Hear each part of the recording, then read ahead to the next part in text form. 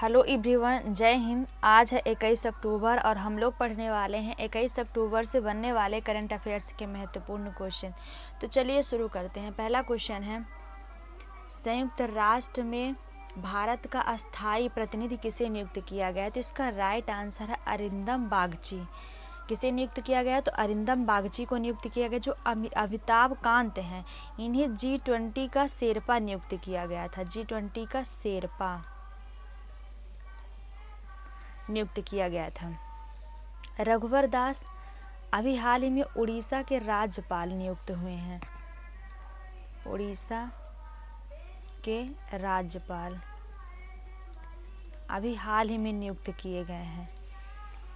इंद्रसेना रेड्डी जो हैं तो त्रिपुरा के नए राज्यपाल, त्रिपुरा के नए राज्यपाल नियुक्त किए गए हैं। डिटेल देख लेते हैं। तो संयुक्त राष्ट्र, इसको अंग्रेजी में बोलते हैं यूनाइटेड नेशन, संक्षिप्त में कहते हैं UN। 1945 में स्थापित एक अंतर्राष्ट्रीय संगठन है। इसके सदस्य राष्ट्रों की संख्या 193। संयुक्त राष्ट्र के 6 अंग हैं। पहला है संयुक्त राष्ट्र महासभा, दूसरा है सुरक्षा परिषद, तीसरा है संयुक्त राष्ट्र आर्थिक एवं सामाजिक परिषद, चौथा है संयुक्त राष्ट्र न्याय परिषद, पांचवा है अंतर्राष्ट्रीय न्यायालय, छठवां है संयुक्त राष्ट्र सचिवालय। इन सभी 6 अंगों की स्थापना जो है तो 1945 में संयुक्त राष्ट्र की स्थापना के समय ही की गई थी। अगला क्वेश्चन, हाल ही में प्रेसिडेंट कार्ल्स से किसे सम्मानित किया गया? यानी प्रेसिडेंट कार्ल्स जो पुरस्कार है, इससे किसे सम्मानित किया गया है? तो इसका राइट आंसर है नागा रेजिमेंट की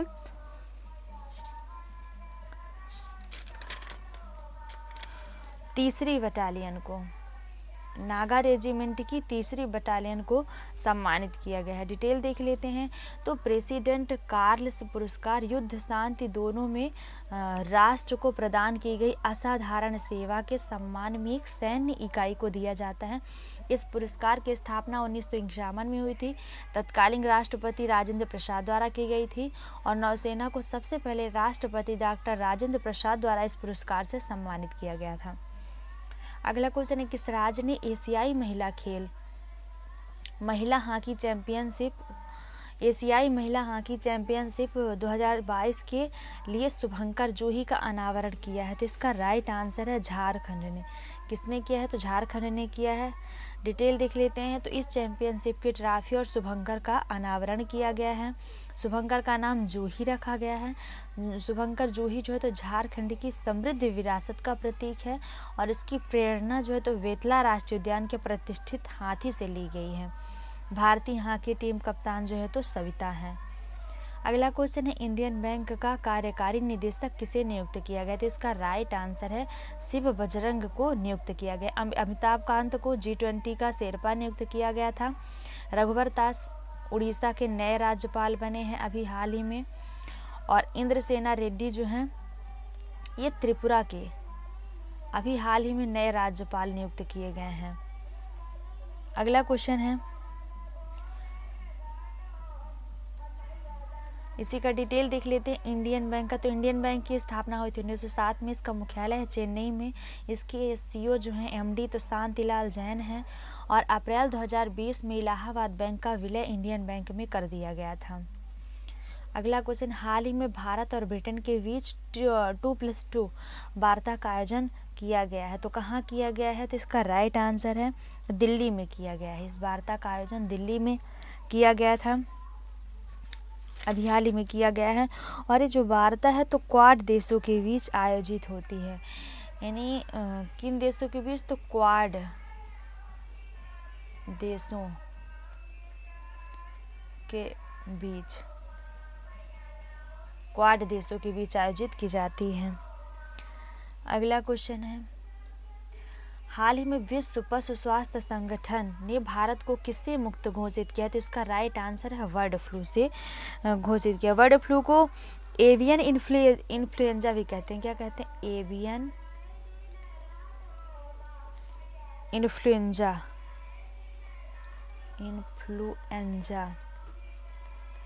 भी कहते हैं। और जो टीबी है, तो टीबी को भारत को टीबी से मुक्त 2014 में ही घोषित किया गया था। 2014 में घोषित किया गया था। कोरोना अभी हाल ही में अभी भी एक्टिव है। अभी हाल ही में 2 साल पहले यानी 20, 21, 22 में रहा है।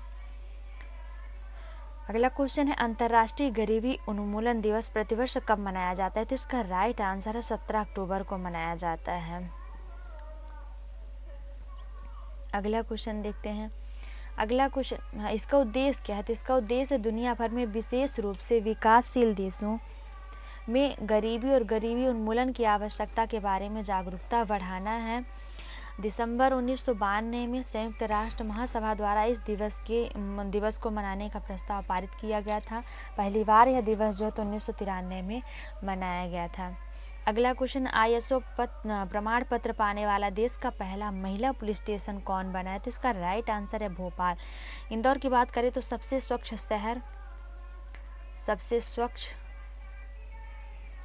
शहर बना हुआ है। सांची की बात करें तो देश का पहला सौर शहर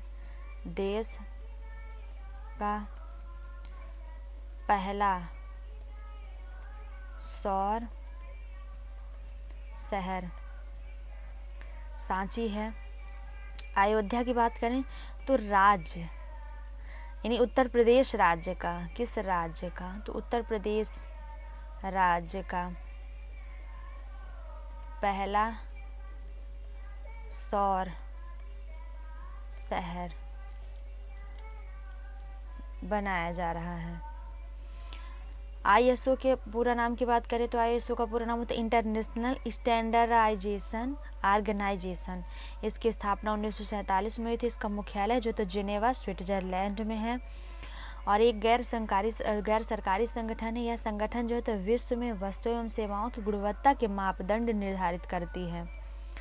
अगला है त्रिपुरा का नया राज्यपाल किसे नियुक्त किया? तो इसका राइट आंसर है इंद्रसेना रेड्डी को त्रिपुरा का नया राज्यपाल नियुक्त किया गया। उड़ीसा का राज्यपाल अभी हाल ही में जो है तो रघुवर दास को नियुक्त किया गया है। और अरिंदम बागची जो है तो संयुक्त राष्ट्र के अस्थायी प्रतिनिधि सदस्य नियुक्त किए गए हैं। अमिताभ कांत G20 के सदस्य हैं। यदि बात करें राज्यपाल की नियुक्ति के लिए तो संविधान के अनुच्छेद 155 के अनुसार यहाँ पे जो है तो संख्या मिसिंग हो गई है, नहीं लिखी हुई है। तो संविधान के अनुच्छेद 155 के अनुसार 155 आप लोग नोट कर लेंगे। 155 के अनुसार भारत का राष्ट्रीय केंद्रीय मंत्रिपरिषद की सलाह पर किसी राज्य के राज्यपाल की नियुक्ति करता है। यानी भारत का राष्ट्रपति, यहाँ हम मिसिंग है टाइपिंग में, तो भारत का राष्ट्रपति जो है तो राष्ट्रीय केंद्रीय मंत्रिपरिषद की सलाह पर किसी राज्य के राज्यपाल की नियुक्ति करता है। अगला क्वेश्चन है सुप्रीम कोर्ट ने किस अधिनियम के तहत समलैंगिक विवाह को कानूनी मान्यता देने से इनकार कर दिया है? तो इसका राइट आंसर है हिंदू विवाह अधिनियम के तहत। हिंदू विवाह अधिनियम के तो सेम सेक्स मैरिज को कानूनी मान्यता देने से सुप्रीम कोर्ट ने इनकार कर दिया है। कोर्ट सिर्फ कानून की व्याख्या कर उसे लागू करा सकता है। और चीफ जस्टिस DY चंद्रचूड़ जो वर्तमान में भारत के 50वें मुख्य न्यायाधीश हैं, इन्होंने कहा है कि स्पेशल मैरिज एक्ट के प्रावधानों में बदलाव की जरूरत है या नहीं, यह तय करना संसद का काम है। और अदालत ने शादी को मौलिक अधिकार नहीं माना है। फैसले के अनुसार समलैंगिक जोड़ों को गोद लेने का कोई अधिकार नहीं है। नोट, भारत में पहले से ही सुप्रीम कोर्ट के फैसले से समलैंगिकता को अपराध की श्रेणी से मुक्त है। तो ये है इसका कुछ फैक्ट।